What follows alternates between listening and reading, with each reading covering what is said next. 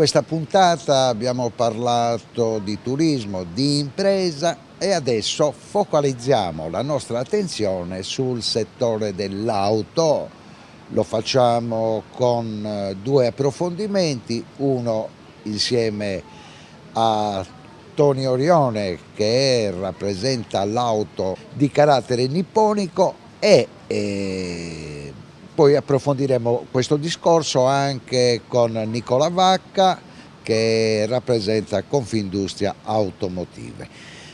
Partiamo da quello che sta accadendo e che è accaduto nel 2021 e che il nostro ospite aveva ampiamente previsto. Il problema dei microchip ha creato un problema grandissimo per il settore dell'auto. Sì, in effetti il 2021 è stato un anno complicato perché c'era da recuperare l'anno della pandemia. Era partito bene il 2021, c'erano stati contributi per la rottamazione delle auto vecchie, stava funzionando tutto benissimo e poi la tempesta perfetta della crisi delle materie prime e dei microchip soprattutto ha creato una sbandata in termini di disponibilità di prodotto, sono mancate le forniture a praticamente quasi tutte le marche automobilistiche, chi più chi meno, pur vendendo non riceveva il prodotto da consegnare ai clienti. Abbiamo avuto ritardi mai visti prima, devo essere sincero, 6 mesi, 8 mesi, 10 mesi per consegnare un'auto non si era mai visto neanche forse negli anni 60 e quindi i numeri del mercato sono stati più bassi del previsto. L'anno ha comunque chiuso col segno positivo sia a livello nazionale che a livello locale, il mercato dei privati ha segnato un 4-5% in Italia, un 8% nella nostra regione, perché qui la rottamazione ha avuto più successo, essendoci un parco circolante più vecchio, però non si sono potuti scaricare a terra i contratti, perché l'acquisito è stato comunque superiore a quello che è il reale risultato poi delle vetture effettivamente targate.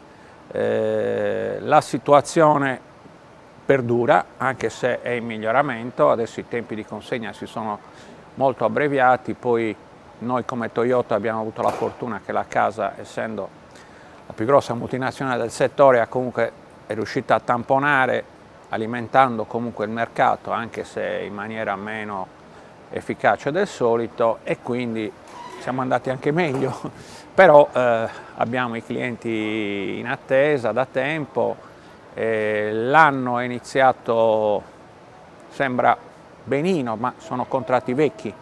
A livello di domanda quest'anno c'è un po' di attesa perché gli incentivi che sono finiti praticamente qualche mese fa non sono stati confermati, c'è un po' di attesa, sembra che il governo voglia continuare a rifinanziare questa campagna di rottamazione, però tra il ritorno della pandemia, un mercato generalmente dei beni di consumo un po' in sofferenza, non sappiamo come andrà il 2022. Le premesse sembrano interessanti perché ci sono tanti lanci di prodotti nuovi, almeno per i marchi che mi riguardano, però la situazione andrà a normalizzarsi, penso, nel secondo semestre, adesso soffriamo ancora.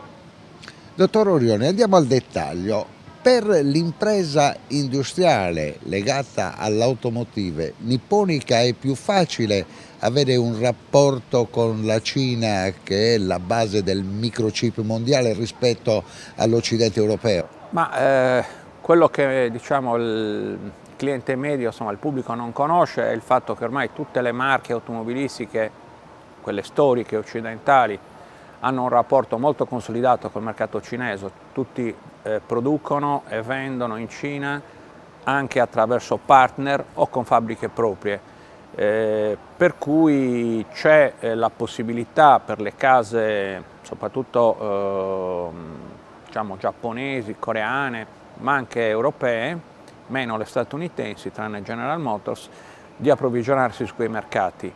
È chiaro che in una situazione di carenza di prodotto le multinazionali privilegiano i mercati più ricchi, dove possono vendere prodotti più costosi e diciamo, si privilegia i mercati più forti. L'Italia in questo senso non è più un mercato così importante, se non dal punto di vista dell'immagine, perché il nostro mercato ormai è sotto 1,5 milioni di vetture targate all'anno. Se pensiamo che il mercato cinese ne fa circa 22-24 milioni, capiamo bene che se le macchine sono poche vengono indirizzate verso i mercati più importanti.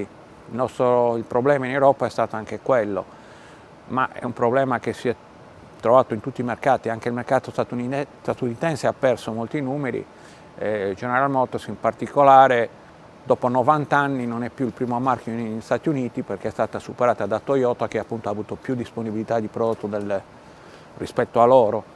Credo che ci sarà una riorganizzazione delle produzioni, il mercato europeo. La domanda che si fa il nostro telespettatore ascoltandoci: ma nell'Occidente non si possono produrre i microchip? Il problema che abbiamo, non solo per i microchip, ma per tanti prodotti industriali, abbiamo favorito la delocalizzazione verso questi mercati perché erano più economici. E allora in tutti i settori, non solo nell'auto, ma anche nei settori del tessile, dell'edilizia, sono mancati le materie prime, i semilavorati che venivano affidati a paesi che un tempo venivano considerati del terzo mondo, ma che adesso hanno un'industria manifatturiera all'altezza, forse anche superiore alla nostra come innovazione tecnologica, e quindi siamo dipendenti. Sia in Europa che negli Stati Uniti si sta sviluppando nuovamente una industria di produzione per questo tipo di componentistica, però mancano le materie prime per costruire questi semilavorati, perché la Cina e altri paesi si sono accaparrati tutte le produzioni minerarie, per cui è un gatto che si morde la coda. Abbiamo pensato che fosse più semplice, invece adesso è più complicato. Parliamo del 2035, all'orizzonte la chiusura della produzione delle macchine con motori diesel e benzina. Allora, il problema del termico, c'è questo orizzonte temporale che insomma, mancano più di 10 anni a questa deadline, come viene detta. La cosa riguarda esclusivamente il mercato europeo, è da chiarire. Sì, perché è una decisione comunitaria. Di 1/5 del mercato mondiale, per cui le case continueranno a produrre motori a combustione interna, però non potranno venderli sul mercato europeo. Qui chiaramente i player del mercato europeo, quelli che vendono soprattutto in Europa, sono in difficoltà, perché non puoi fare 3, 4, 5, 6 tipi di motori diversi. Se il tuo mercato prevalente è l'Europa, sarai costretto a fare tutto elettrico, e sappiamo che ci sono dei problemi di costi di produzione. Nel nostro mercato ci sono problemi anche soltanto di possesso di queste vetture. È chiaro che c'è una dozzina d'anni per adeguare le reti di distribuzione dell'energia elettrica, per adeguare i costi di produzione, però è proprio di questi giorni una discussione per cui c'è una specie di ribellione da parte dei produttori europei, soprattutto Stellantis ha detto che forse questa linea di chiusura totale è un po' eccessiva, perché si perderebbero parecchi posti di lavoro fondamentalmente. Ecco, ma questo è un discorso che stanno portando avanti italiani e francesi, ma i tedeschi dovrebbero appoggiare un discorso di questo tipo, altrimenti il successo non è scontato. Conversione all'elettrico, soprattutto il gruppo Volkswagen, perché hanno avuto lo stimolo, diciamo, del Dieselgate, per cui per una questione anche di immagine hanno anticipato i tempi, però c'è sempre anche lì un problema di capacità produttiva. Convertire una fabbrica che faceva motori termici a far motori elettrici vuol dire per il mercato europeo una riduzione dei posti di lavoro fondamentalmente. Si parla di 70.000 posti di lavoro in Italia. Il problema è quello: o si decide di fare una conversione tout court, però si rischia di perdere, passatemi il termine, clienti, perché oggi un'auto elettrica, tranne quelle diciamo basiche prodotte in Cina, ha i costi del 30-40% più alti rispetto a una vettura tradizionale, per cui molti clienti non se la possono permettere. c'è questa polemica per cui l'auto diventerà un qualcosa per ricchi, è un po', anche lì bisognerà aspettare qualche anno, non è che possiamo oggi capire cosa succederà, perché comunque i tempi di trasformazione delle fabbriche ci vuole almeno un quinquennio per questo tipo di trasformazione. Chiaramente l'industria europea rischia di perdere quote di produzione, perché anche lì è più facile comprare un'auto già fatta in Cina che costruirla qua, e questo è il vero problema. Parliamo adesso in conclusione di quella che è la problematica legata al mercato dell'usato. C'è una grande richiesta, ma mancano i pezzi. Anche quello è un qualcosa di mai visto, sinceramente. Io faccio questo lavoro da più di 30 anni, non era mai successo che ci fossero i cosiddetti piazzali vuoti.